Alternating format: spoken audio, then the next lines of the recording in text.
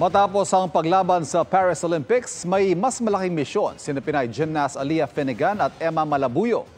Balik training camp na sila para hubugin ang kabataang naghahangad ding maging mahuhusay na atleta. Nakatutok si JP Soriano.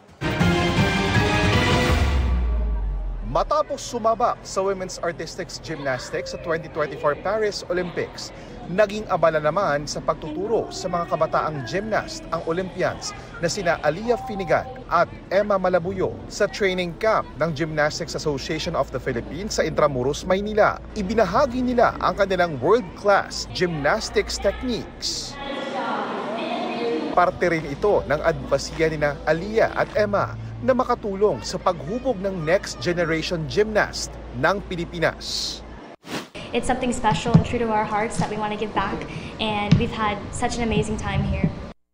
Marami sa mga lumahok sa gymnastics clinic matagal nang nagsasanay at ang ilan lumalaban na rin gaya sa palarong pambansa. It's like a really big opportunity and I'm really grateful for it.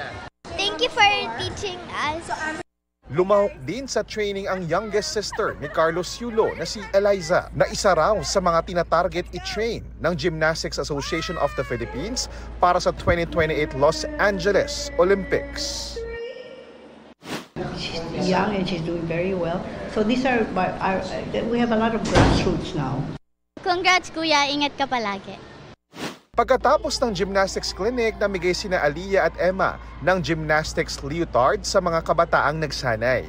Sa Lunes, inaasahang makikita-kita sina Emma, Aliyah at double Olympic gold medalist Carlos Yulo. Para sa GMA Integrated News, JP Soriano, nakatutok 24 oras.